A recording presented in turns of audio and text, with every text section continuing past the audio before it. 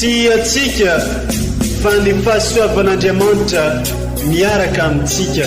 Isika fa ny fahasoavan'Andriamanitra miaraka amintsika noho izy roantsika sandrivaky sy asantsika miaraka aminy. Ny fianakaviana no taniketsa ipoiran'ny vocation. Déploie ton cœur et viens nous sauver. Délivre-nous de nous, délivre-nous de tout. Fa sisika tokoa fa ny fahasoavan'Andriamanitra miaraka amintsika. Sisika fa ny fahasoavan'Andriamanitra miaraka amintsika noho izy roantsika sandrivaky sy asantsika miaraka aminy.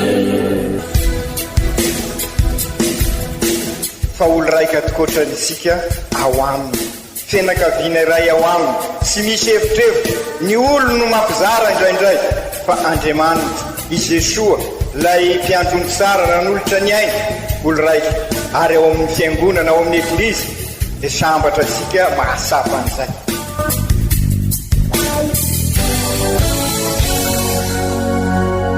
Olo araiky atsika atambatry ny fanahy masina kamiray, olo araiky ao amin'ny Kristy. Fandaram-pampianarana iaranao amin'ny son excellence Monseigneur Benjamin Marc Caramarson eto amin'ny radio Fania.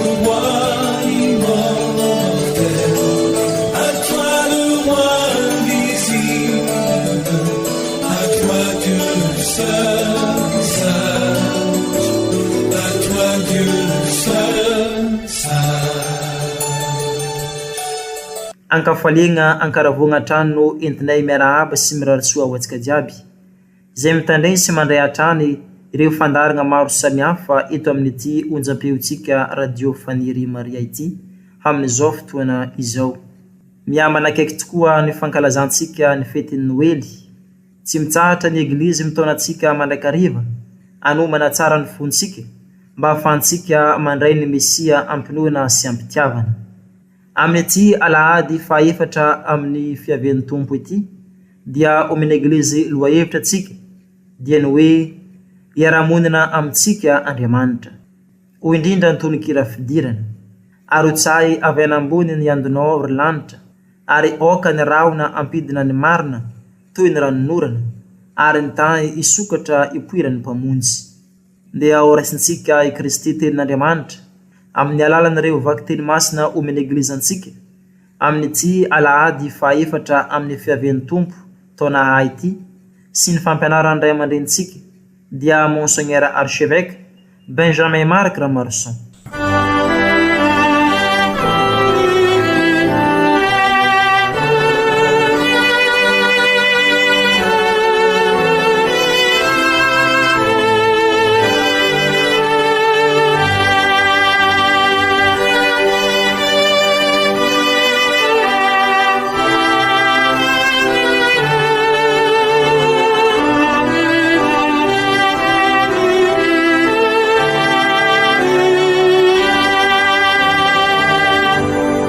Fankalazana ny tenin'Andriamanitra, vaky teny masina voalohany, bokin'izay ampaminany. Tamin'izany andro izany, ny teny tamin'ny akaza ny tompo nanao hoe, mangataha famantarana amin'ny tompo Andriamanitrao, mangataha izany na any amin'ny faravodin'ny Seoly na any amin'ny havoan'ny lanitra. Ka hoy akaza, tsy angataka aho, tsy akafanay tompo aho. Ka hoy Isaia, miainoa ry tanànak'i Davida, mbola tsy ampy anareo va ny mahasasatra ny olombelona, no de mbola mahasasatra ny Andriamanitra koa ianareo? Noho izany dia tena ny tompo no anome famantarana anareo. Indro anananaka ny Virjiny, ka iteraka zazalahy, ary ny anarany ataony hoe Emanuela, izany hoe Andriamanitra eo anivontsika. Izany ary ny tenin'ny tompo isaorana ny e Andriamanitra.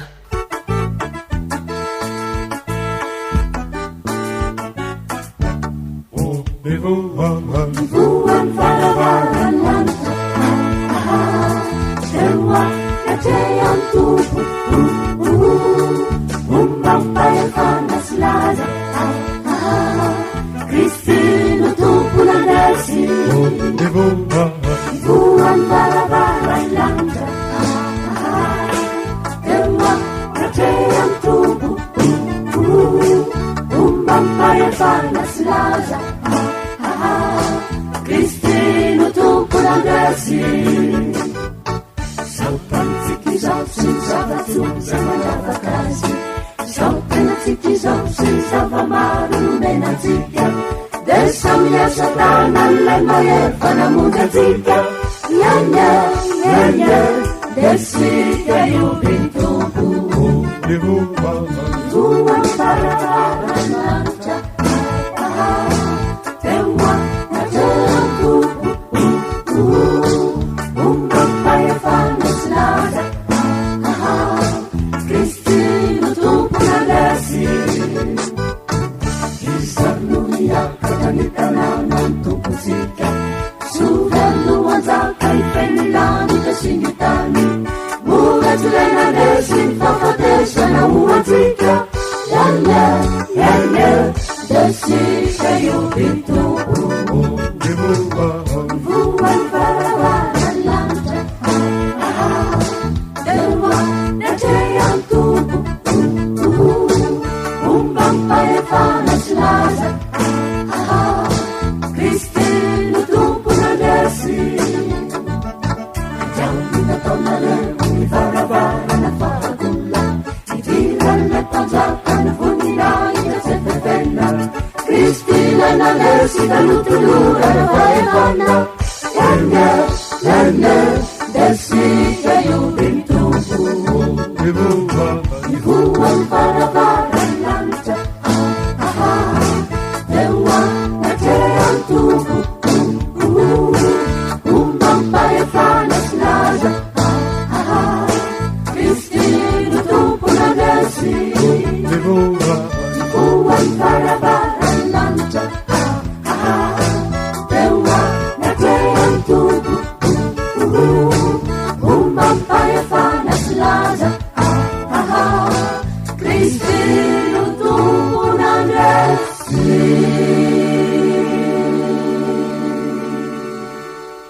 Vakiteny masina faharoa taratasiny masinda Paoly apôstôly ho an'ny kristianina tany Roma. Izaho Paoly, mpanompon'i Kristy Jesua, voantso ho apôstôly sy voatokana hitory ny evanjelin'Andriamanitra, izay nampanantenainy raha teo tamin'ny alalan'ny mpaminany ao amin'ny soratra masina, dia mamangy anareo rehetra malala an'Andriamanitra any Roma. Io evanjely io no misy ny fanambaran'Andriamanitra momba ny zanany, izay nateraky Davida ho zanak'Andriamanitra tamin'ny fitsanganany ho velona araka ny fanahiny fahamasinana. Dia i Jesosy Kristy tompontsika, izay nandraisanay ny fahasoavana sy ny maha-apôstôly anay mba hampanaiky ny jentily rehetra ny finoana amin'ny anarany, ary anisan'ireny koa ianareo noho ny fiantsoan'i Jesosy Kristy. Ry olo-masina voantson'Andriamanitra, ho aminareo anieny fahasoavana amam-piadanana avy amin'Andriamanitra raintsika sy i Jesosy Kristy Tompo. Izany ary ny tenin'ny Tompo, isaorana ny Andriamanitra.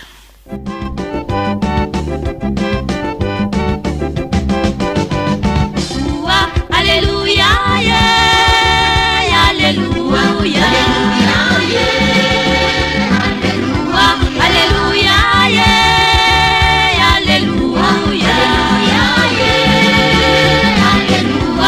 alleluia, alleluia, alleluia.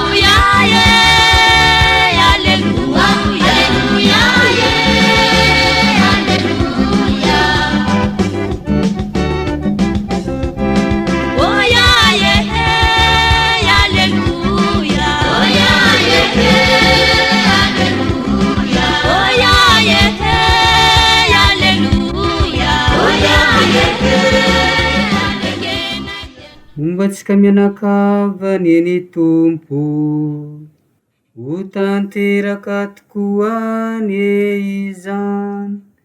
Ny evanjely masina nisoratany masin-damatio, ho ninahitra ny eo anao ry tompo. Toy izao no naterany Kristy. I Maria reny dia efa fofombadin'i Josefa, fa raha mbola tsy niray trano izy ireo, dia hita fa nanana anaka avy tamin'ny fanahy masina izy. Ary Josefa vadiny, noho izy lehilahy mariny sady tsy te hanala baraka azy, dia nikasa ametraka azy mangingina. Nefa raha mbola nieritreritra izany izy, dia indro nisanjelin'ny tompo niseho taminy, tamin'ny nofoka nanao hoe: ry Josefa zanaky Davida, aza matahotra ampakitra ny Maria vadinao, fa ny zaza ao an-kibony dia avy amin'ny fanahy masina. Ary iteraka zazalahy izy, ka ny anarany ataonao hoe Jesoa, fa izy no hamonjy ny olony ho afaka amin'ny fahotana. Ary zany rehetra zany no tonga dia mba ahatanteraka izay nampilazain'ny tompo ny mpaminaniny hoe: indro ny Virjiny toe-jaza ka hiteraka zazalahy, ary ny anarana atao hoe Emanuela, izany hoe amintsika Andriamanitra. Ary rehefa natsiaro tamin'ny toromaso i Josefa, dia nanao araka izay nandidian'ny anjely azy, ka nampakatra ny vadiny.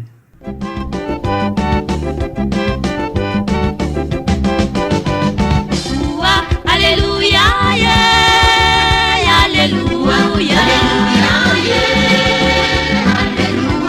alleluia, yeah, alleluia,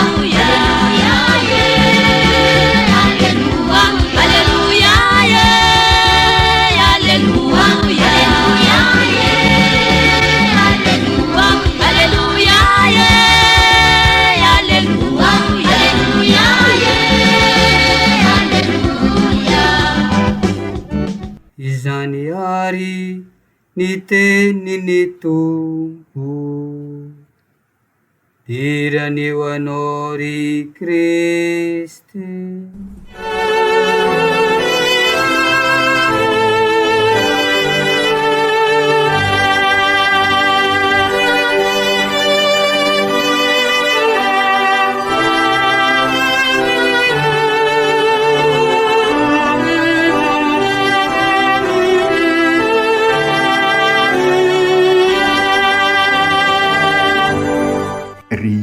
Kristianina ava malala afaka andro visivisy dia araka ankalaza ny fety Noely sika. Anio tokoa manko ry kristianina havana ny Alahady faefatra ny fiavian'ny tompo.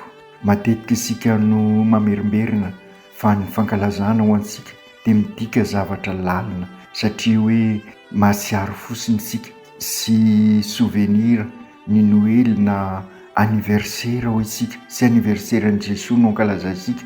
Fa no ny asan'ny fanahy masina dia sady mahatsiaro ilay fiaviany tamin'izay fotoana izay isika, no ampian'ny fanahy masina ary afaka mivelona sy miaina an'izay fotoan-dehibe nahatongavan'ny zanak'Andriamanitra olombelona izay. Ka izao zao Alahady faefatra izao, raha vitina Alahady milohan'ny fankalazana ary manomana ny foa mampanasika.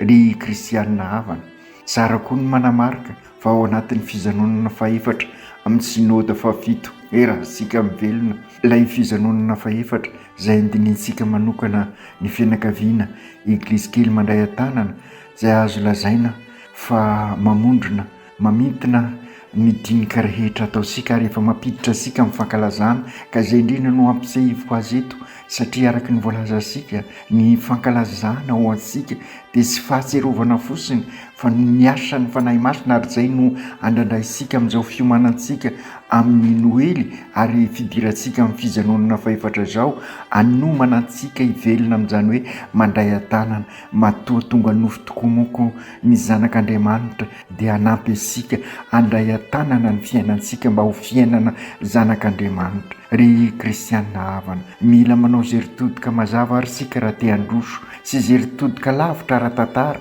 fa zay ritodika akaiky, zany hoe miainga avy amin'ireo fijanonana telo teo aloha ka inona no mba misongadina amin'ny maha-kristianina katolika ao anao, inona no niova, inona no naomby, inona no lesoka tamin'izay rehetra zay ary mila jerena akaiky sy ny sisa sy ny sisa.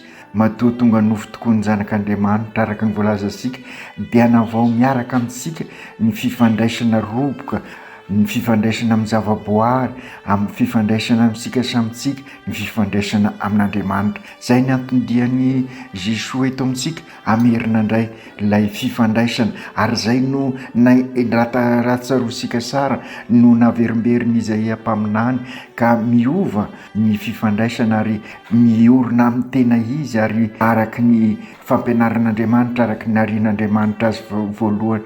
Noho izany tena misy fifandraisana lalina amin'ny fahaizantsika mandray ny Jesosy ary ny fifandraisantsika eo amin'ny fiainantsika andavanandro, amin'ny zavaboary, amin'ny manodidina antsika amin'Andriamanitra. Raha manaiky handray ny Jesosy tokoa zany tsika, zany hoe mibebaka araka ny ampianarin'ny Joanny Baptiste tamin'ny alahady lasa teo, dia miroso koa amin'ny fiarovana ny tontolo iainana ary miezaka mampanjaka ny rariny sy ny hisiny ka mikasaka ny soa iombonana ary mifampisimona sy mifanasoa. Ry kristianina havana, manavao sy manatsara ny fifandraisana amin'ny zavaboary, amin'ny mpiarabelona, amin'Andriamanitra ny azosika banjinina ny noely ka ao anatin'izay no entsika mankalaza azy. Ny fanontaniana mipetraka tokoa ary dia hoe vonona ve isika zany handray an'i Jesosy ary fomba ahoana no andresasika azy? Azosika honona ny mahalehibe ny vanim-potoana ny avant, 4 herinandro natolotra ny Eglizy nandiniantsika n'izay hoe araka ny lazaiko teo amin'ny naverimberina isaky ny isan'andro amin'ny alalan'ny vakiteny voalohany indrindraindrindra amin'ny bokin'ny Isaia mpaminany, ny fiovan'izay fifandraisana izay ka izay indrindra no tiany Eglizy ivelomantsika amin'izao fiaviana amin'ny noely izao ary afahantsika miroso lalindalina koa amin'ny fandaliana-pinoana fa indrindra moa amin'izao sinody tanterahintsika izao. Raha atao amin'ny teny hafa zany rehetra zany dia sy Andriamanitra lavitra ny Andriamanitsika, sy lavitra Jesosy Kristy fa Andriamanitra miara-dalana amintsika, olombelona miara-dalana amintsika Jesosy fa anjarantsika no manokatra ny masom-pinoantsika ka afahantsika mahita ny fisiany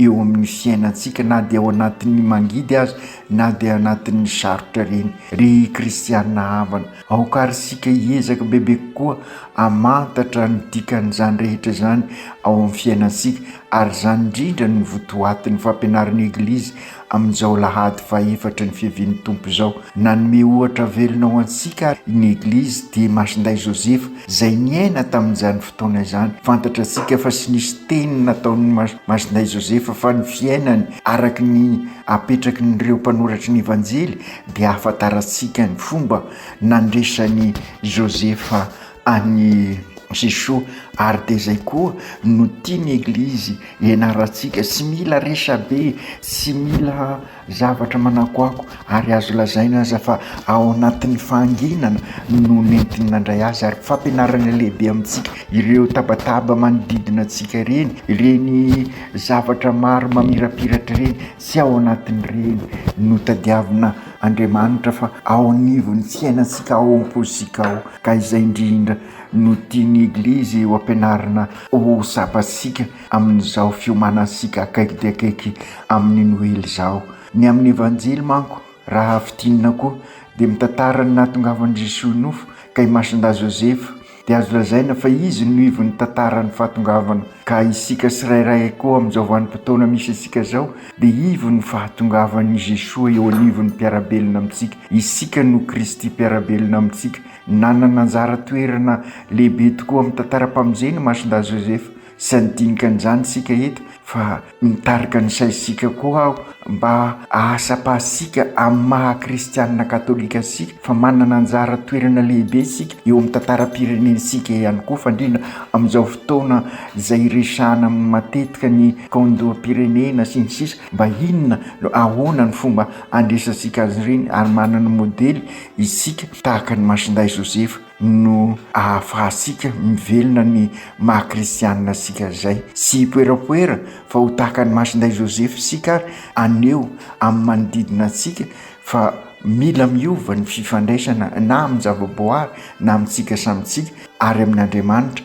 Ao anatin'izay fanavozana an'izay fifandraisana zay no ahafahantsika manorina firenena araka ny tokony ho izy. Samy mahafantatra isika ry kristianina hava fa tena fotoana sarotra tokoa izao fotoantsika izao ka mila famonjena isika, mila ny fahasoavan'Andriamanitra hitarika antsika eo amin'izao fiavozana ty isika ho tanteraina izao. Mila fifandraisana vaovao bebe kokoa isika eo amin'ny fiainantsika andavanandro. Mila miova ny fifandraisantsika eo anivon'ny fiarahamonina amin'ny tontolo-piainantsika ka metraka rafi-pivelomana ahafahasika mifampisimina, mifanasoa, ahafahantsika mikasaka ny soiombonana fa sanatria sy hanohy ireny rafi-pahafatesana izay fantatra antsika fa nanapotika ny fiainantsika. Ny fanontaniana mipetraka ihany koa ary dia ny hoe ahoana ary no nandresan'ny Masondahy Josefa ny famonjena mba modely ho antsika tokoa izy. Ohatra ny fiainantsika tsirairay araka ny voalaza teo ny fiainakaviana masina ary niditra tamin'izy ireo ny famonjen'Andriamanitra dia sy iza fa Jesoa. Asain'ny Eglizy ary sika araka ny lazaiko teo hoe sy fahatserovana fotsiny fa fankalazana. Asain'ny Eglizy sika andinika ny toetran'i Josefa mba ahafahantsika mankalaza ny Noely tokoa. Lazain'ny Evanjely fa lehilahy marina sy azo tokoisana izy. Mampasiaro ny afatry ny eveka io tenin'ny Evanjely io. Matetika ny eveka no mamerimberina hoe sy hoe ny arena no tsy misy eto Madagasikara, sy ny hoe ny olo-manga no tsy misy, sy hoe ny manam-pahaizana no tsy misy eto Madagasikara, fa inona ary mampatonga azy mahantra hatramin'izao, mahantra olo-marina Madagasikara. Ka mila mianatra isika, mila mijery mandinika tsara an'i Masondahy Josefa araka ny hitantsika tamin'ny Evanjely androany. Sy te hanala baraka any Masiny Maria izy ka nikasa ametraka azy mangingina, nefa noho izay mahamarina azy zay amin'ny teny frantsay moa dia fantatra isika fa maro ny dikany hoe marina, honnête, vrai, juste, responsable, ary dia izay tokoa ny dikany hoe marina ary izay koa ny toetran'ny Masondahy Josefa. Honnête izy, vrai izy, juste izy, intègre izy, responsable, sy misy fitaka tahaka ny Natanael araka ny voalazan'ny Jesoa ao amin'ny Evanjely. Lehilahy marina izy ary azo tokisana ary izay nanakinan'Andriamanitra azy ny fikarakarana ny fianakaviana masina. Raha tiasika ary fa hitondran'izany famonjena zany eo anivon'ny fiainantsika izao fankalazantsika ny Noely izao ary ao anatin'izao resaka fanavozana sy fanarenana izao dia aoka ho raisitsika ho modely tokoa i Masondahy Josefa. Ary araka ny voalazany izay mpaminany amin'ny vakiteny voalohany dia aoka andray an'Andriamanitra tokoa isika eo amin'ny fiainantsika ka anome famantarana ho asika izy. Ry kristianina havana, mistera lehibe tokoa ary no ankalazaisika amin'ny Noely satria zanak'Andriamanitra ny tonga nofo ka ao anatin'ny fivelomana, ny fahamarinana sy misy fitaka sy misy olakolaka sy mivelona anatin'ny laingana risoriso fa fiainam-baovao no nentin'i Jesoa. Ka raha tiasika ary ho isy zany fiavozana sy fanarenana ao zany dia oka koa isika mba akatahaka ny Masondahy Josefa sy Maria ka hivelona ny fahamarinana amin'ny fiainantsika. Mety mampitolagaga ny olona izany ary sy azo ny fahendreny izao tontolo izao eritreretina satria sy mitovy ny tondro zay ambarany ny zao tontolo zao sy Andriamanitra ka sy magaga raha sy ho azony ary isika koa zagaga ary raha sy azony olona ny fiesikasika sy ny fitenisika raha tena mivelona an'izay fahamarinana izay isika mety antanitsika no mety ifandraisan'izany amin'ny lohahevitra ny sinody raha mivelona ny marina isika mampanjaka ny rariny sy ny isiny ary manaza ny sotoavina malagasy dia ny fihavanana dia manarina ny tranobe ombonana efa robaka ny tontolo henana simba ary izay le fanarenana voalaza ka aoka ho fihavanana sady kristianina no malagasy ao anatin'izay fihavozana fihavanana izay ny tena misy ny fihavozana ndraindraitsika izao ary ao anatin'izay ny fanarenana ry kristianina havana raha fitinina izany rehetra izany dia aoka ho fampianaranao asika i Masinday Josefa ary ampiarisika tanteraka amin'ny fiainansika izany ka sy anapotika ny tontolo iainana isika ary miezaka ifampisimbona sy fanasoa ary mandray an-tanana marina koa teny ilana izany amin'izao isika miatrika ny concertation nationale izao ary oka anehoan'izay maha-kristianina katolika izay isika izay indrindra no ambaran'ny Masinday Paoly amafisiny ao amin'ny vakiteny faharoa amin'ny taratasinao ny Romanina fa tena zanak'Andriamanitra tokoa Jesosy zany hoe famonjena ho ansika tonga manga isika ary io no vaovao mahafaly izay zaraina amintsika zanak'Andriamanitra tonga olombelona eo anivosika izy no mizara ny fahasoavana amintsika ka tonga asika ho velona ao amin'ny fiadanan'i Kristy ka anjara antsika no mitondra an'izay eo anivon'ny fiainantsika ka amin'izay miova ny fifandraisana eo anivon'ny mpiarabelona miova ny fifandraisana amin'ny zavaboary miova ny fifandraisana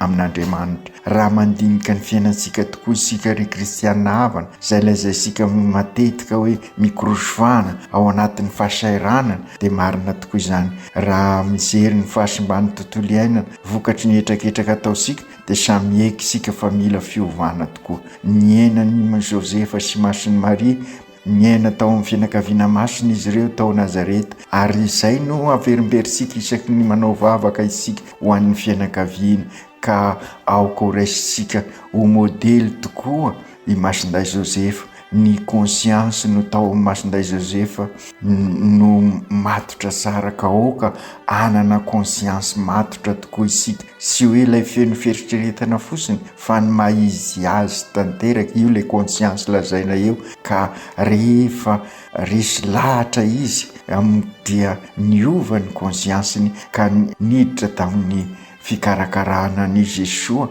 na dia sy mifanaraka amin'ny fomban-drazana azy satria fantany fa izay nitondra famonjena fampianarana ho asika koa izay sy ny hevitra n'izao tontolo izao zany noka amaritra asika fa ny hevitr'Andriamanitra ary izay no misongadina tao amin'ny Masinday Josefa ka sy ny salasala izy nampakatra ho vadiny any Masiny Maria ry kristianina havana raha teo marina tokoa ary sika dia aoka ny conscience sika no mibaiko asika fa sy ny manodidina asika matetika aho no maka ohatra mo mikasika ny sage-femme miala siny amin'izy ireo mpampivelona ny dikany hoe sage-femme amin'ny teny mahazatra asika ka raha sanatrisy mamelona sony izy dia sy mivelona isony ny mahaizy azy ny identiteny ka mikorotana ny fiainany ka sy mahita ny tena toerana izy raha eo amin'ny fiarahamonina ka manjary manana fiainana sy araka ny tokony ho izy azy ka izay ihany koa ho asika kristianina katolika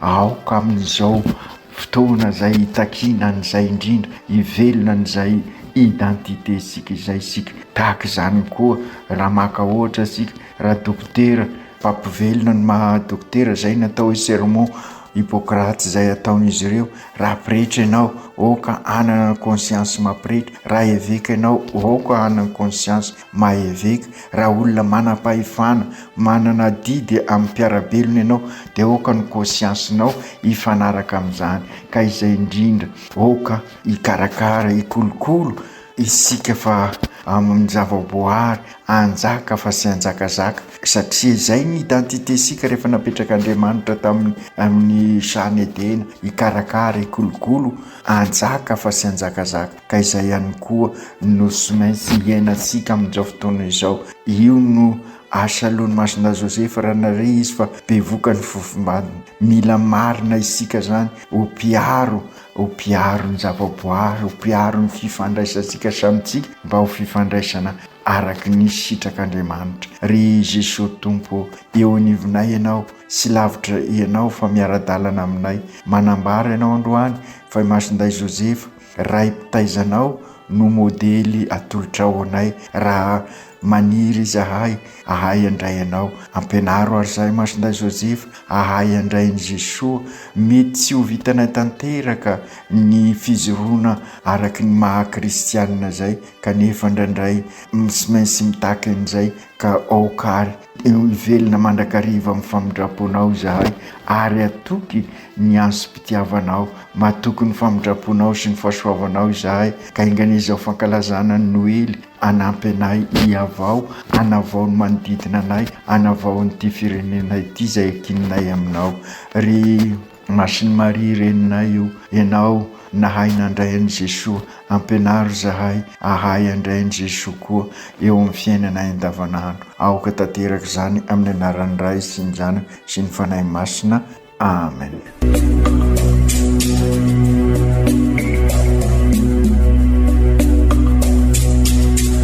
Tsy atsika fa ny fahasoavan'Andriamanitra miaraka amintsika. Isika fa ny fahasoavan'Andriamanitra miaraka amintsika no izoatsika sandrivaky sy asantsika miaraka aminy. Ny fianakaviana no tany ketsa ipoiran'ny vocation. Déploie ton cœur et viens nous sauver. Délivre-nous de nous, délivre-nous de tout. Fa sisika tokoa fa ny fahasoavan'Andriamanitra miaraka amintsika. Sisika fa ny fahasoavan'Andriamanitra miaraka amintsika no izoatsika sandrivaky sy asantsika miaraka aminy.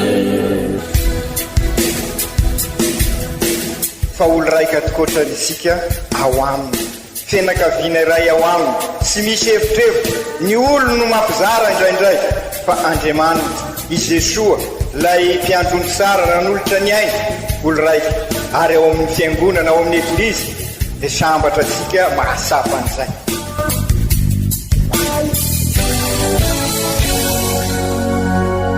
Olo araiky atsika atambatry ny fanahy masina kamiray, olo araiky ao amin'ny Kristy. Fandaram-pampianarana iarahana amin'ny son excellence Monseigneur Benjamin Marc Caramarson eto amin'ny radio Fania.